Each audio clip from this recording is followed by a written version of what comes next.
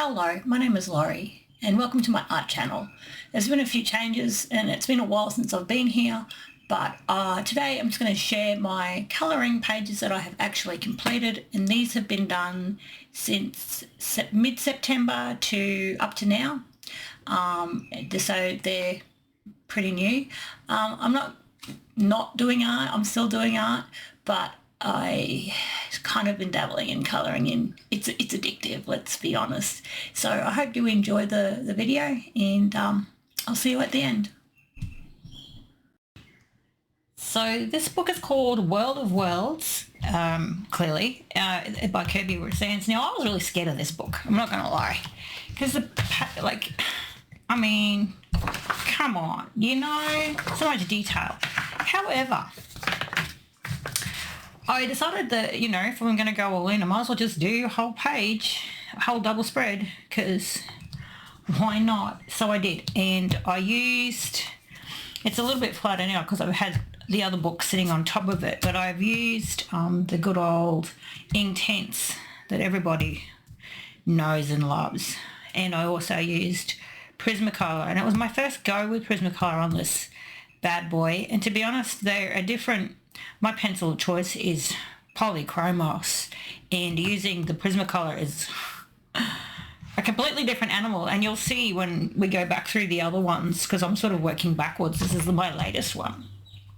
When we go backwards, you'll see that my style with the Polychromos is a little different. It's very true what they say about the Prismacolor. They're much more of a blending pencil. And you can sort of see the, why don't I just knock everything over? You can sort of see how, on the dragon especially, how blendy they are, which isn't a bad thing. The next book I want to show you is Johanna Basford, Enchanted Forest.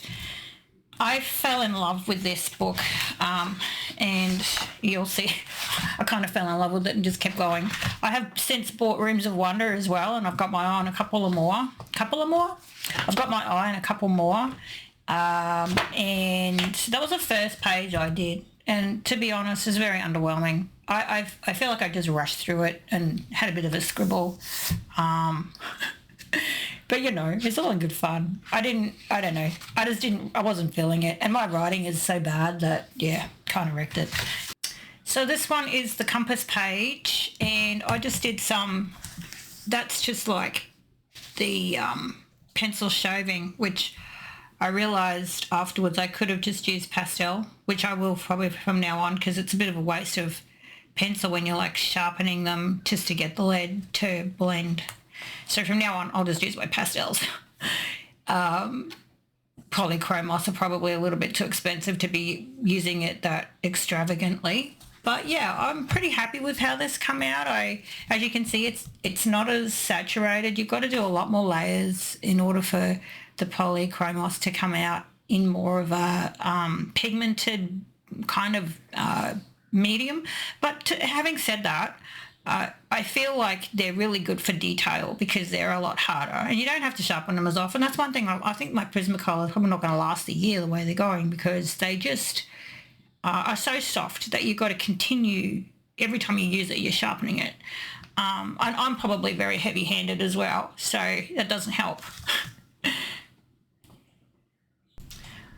One of the next ones I used watercolour. This is basically watercolour just with a bit of pencil over the top for the detail, obviously, and a bit of white pen.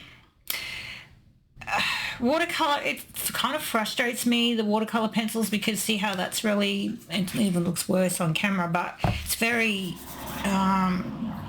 blotchy, I guess, and that kind of frustrated me that I couldn't get it flat. And then I added pencil over the top, and obviously I have actually added a fixative because it was coming off on my hands, and while I like it, I didn't really enjoy the process, I guess, but it is what it is.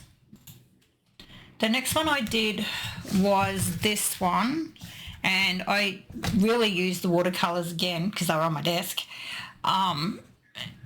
And I just used them in a different way. So I feel like because I was going for that watery effect, I think it come out a lot better, and obviously just use pencil for the detail once again. I think it came out a lot better, but yeah, still it was a bit of a struggle. And then I did this watery because obviously it was like this, as you know. These pages kind of do my head in a little bit because they're not, I feel like there's so much white paper there, we need to fill it in, but you don't. Like the negative effect of having that negative space, I think, is a good thing, especially when but you see some people's and they completely fill the page with illustration, and that looks great too. But having said that, I did use a stencil here to add the little circles, and that's Tim Holtz Distress Ink. So I really enjoyed that, and I am happy with this page. So yeah, the watercolor pencils are not the enemy. And this one I did next. I think it was the next day, actually. Like I said, I've been going at this for a while now. This whole month is just like all I want to do is colour in. It's like in my brain. It's addictive. Pastels. I didn't use pencil this time. I used pastel in the background, and I did add a little bit, and I'll tell you why. As I was colouring this, I went over the edge, and you could really notice it, and I was like, oh no. And then I tried to rub it out, and it made a big smudge, and I'm like, okay, well, you just have to go with it. And then I'm like, no, I don't. I can just add, because it was a bit like here, and I added a bit more pastel. I'm like, yeah, that's not too bad. And then in the end, I just was like, let's just go with it. Just do some circles, just do like a hanging mossy look. So that's how that happened. And then I obviously drew this. This is drawn in. Felt like I just needed something a little bit more. Actually what happened was this here was pencil, and I got to here and then realised I had a really big white space, so I added something. And then here, obviously, I've just added a bit of white pen. So there is a considerable amount of white pen, but I've also I've gone into the lighter and darker to give shade and definition into some of the areas there. Oh, and I added the bricks because the castle looked a little plain. And the sun as well. It wasn't there, was it? No. So I've added the sun, and the rest of that is pastel. I'm pretty happy with this one. I actually embrace the mistakes, and we're our own worst critic, right? So, and then this one, now I will say this paper in this book is better than the World of Worlds paper. Like, sorry, Mr. Kerby, but it's better. It can take a really good whack and not get out of distortion and whatnot. And I think it's very close to almost cardstock. But the paper itself, the sizing in the paper is a lot more even than the World of Worlds, at least in my experience and the ones I've got. I know there's a lot of editions out there, and sometimes, they do a different run or it's made in a different country, and sometimes you get a lot of paper. It's similar but not the same. And I feel like this paper in this book is fantastic for paint or watercolor, and in this case, the background in this one I used Himi paint, which I feel is very gouache-like. So gouache, anything like that, you can really quite wet it out. You've got to be careful, obviously. You can't overwork it with the brush, but you can definitely wet it out and get some really, really nice colours and some really nice effects. So that's the castle. Now there's a couple of castles in this book, and I chose this one because it was a little further away. I think the other one has a gate. So coming back to this one, I'm not I was just looking at it. It's kind of a double page too, so I think that's why I chose this one. But yeah, it was fun. I really enjoyed it. Now this one was all in Inktense, and I'm a messy painter, not gonna lie. I might come back and do something around there to hide it, but I might not too, because I pretty much sat here all day fiddling around with this, with Inktense. And that's one thing you've got to be careful of, I guess, when you're using water based things where you're getting and dipping it in water and putting it on paper. It's not always going to be clean. especially when I'm around, because I'm a very messy artist. I put stuff, paint, colour everywhere. So I've got a plastic thing on my desk because I am incredibly messy. And yeah, that's why this is a bit like that. I wasn't really being careful. I was enjoying the process and not really worried about the paper. And then I realised, yeah, that's quite a mess. And here I tried to wipe a bit of it up and some of the paper lifted. And I'm like, you know what? I'm just best to leave it alone because I'm just going to destroy it otherwise. So my next book is Rooms of Wonder. Oh, this book, it was actually a friend of mine, Chantel, over at Raven Crafts, was like, you need to get this book. And it was weird because that weekend I'd gone to QBD Book World over here in Australia. Oh, that's my test page. I just wanted to see if it would hold up. And I found it and I was like, I got to get it, even though it was probably a little bit overpriced. I haven't done much in it, as you can see. I've done that with the Inktense and a bit of pencil. I used Inktense for the background and a little bit on the bigger areas, and then I found that for some reason this book just doesn't seem to hold up as well as the Enchanted Forest book. And it was getting a bit curly, and I was like, I really need to get this done before I go to bed because I hate leaving things half done. So I did a bit of the bigger areas with the Inktense pencils, and then I just came back and did the rest with my polychromos, which, you know, they work pretty well on this paper. I'm not going to lie. I think it's a fairly solid piece, but it took me way longer than it should have. I'm not going to lie. I think the only other one I've done in here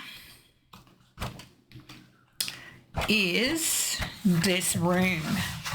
I know everybody's keen to get on and do the sewing room when they get this big book, but I'm a little scared, to be honest, because this took me well over 5 hours to complete, and it was only using pencil and a little bit of what's called pastels. I use a little bit of the chalk pastels to get the ceiling and that done, and then I just gave it a little bit of a light going over with the pencil just to give it a bit of a lift, and I wanted to get that more grainy. And as you can see, the pencils have become they did come very grainy throughout there, and I'm fine with that. Don't get me wrong, it doesn't have to be full, you know, block of colour, but it's just this paper's a little bit weird. I don't know, I can't put my finger on it.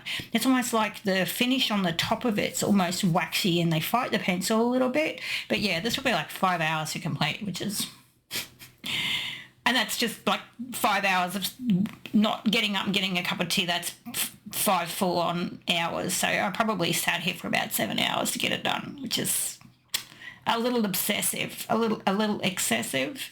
But yeah, I'm not hating it. I think it's okay. But that's all I've done so far, and I like the way this book. I like the way this book has the little pictures as well. I think that's really nice. So if you don't have 7 hours to sit there, you can just do a little bit. So that's Rooms of Wonder. This book is by a friend of mine. Her name is Zelda Marsh, and it is available on Amazon if you want to get yourself a copy. I know there's lots of these cozy blah blah on there, but this one is probably a little special to me because it was made by a friend of mine, like I said, and it's pretty cute. Like she wrote on here, to my fabulous witchy friend Laurie, enjoy this spellbound creative outlet. Cast your magical colours among these cute pages and have peace, fun, so much it be Zelda the Witch. So she's into all her, she's actually a lymphatic drainage masseuse, blah, blah, blah, all the things. But yeah, she's written a few books. So if you want to look up Zelda Marsh on Amazon, you will find her. Now, I did do one in here, I promise. Just can't find, oh, there she is. So she's like, oh, you know, you need to do one so I can put it up there and show everyone that you can actually colour. The piece only probably took me a couple of hours to do, taking it slow and watching YouTube and whatnot. So, yeah, that's how she turned out. Oh, and I just used my polychromos and a bit of black pastel around the outside. Birds. Yeah, so that's that. What's that one? So that's Cozy Witch. Come on, over here in the pile. easiest thing to find. It's not like you can just walk in and find them. Wondrous Folk, I absolutely love this. Now at first I was like, oh, it's probably going to be really boring. Was I wrong? Was I wrong? I love it. Love it. So I did her with, surprisingly, this paper. I mean, it didn't even come through on the other side because I used watercolour and I used pencil. Watercolour and pencil. I will say it does like to kind of build up and become a little chalky. But, oh boy, is it fun. Is it fun. So I do portraits with oil paint. So doing this, I was like, I feel like am I going to enjoy it? Because your creative freedom is kind of there, but it's not. And I was like, but I'm going to get it. So I bought it, and I do not regret my purchase at all. The pictures in here are beautiful. Oh, and that one there.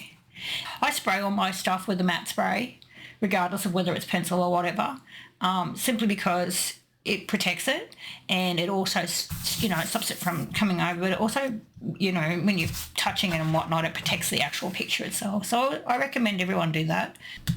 I use Hemi paints on this. Now these Hemi paints are they're not new. So this paper, again, because Hemi paints are very similar to a gouache mix, I think it would be fine with a gouache. I even think you would be able to get away with acrylic. So I think I've only done the 2. Yeah, I did. I only done the 2. So Among Dragons and Flourish Fae. So that was where, this book. Oh, I've done 3. I lied. This one is in all watercolour paint. Vintage Pastels. Prima. It's Prima. Now, I bought this a long time ago. This is the palette. As you can see, they've been used. It's got a little dunk and a little bit there.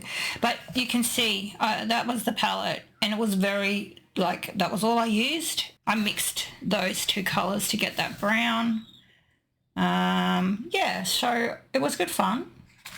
But I will say, I'm not in a hurry to do it again, because this one took me a while. It felt a bit, I was a bit upset because it was a bit chalky. But in the end, I was like, you know what? Just get over yourself because it's really not that bad. I love doing it. It was so much fun. And there's a lot more detail in these than I give them credit for. So that concludes today's little review, September, October. I hope that you enjoyed the video. Thanks for watching, and I'll see you next time.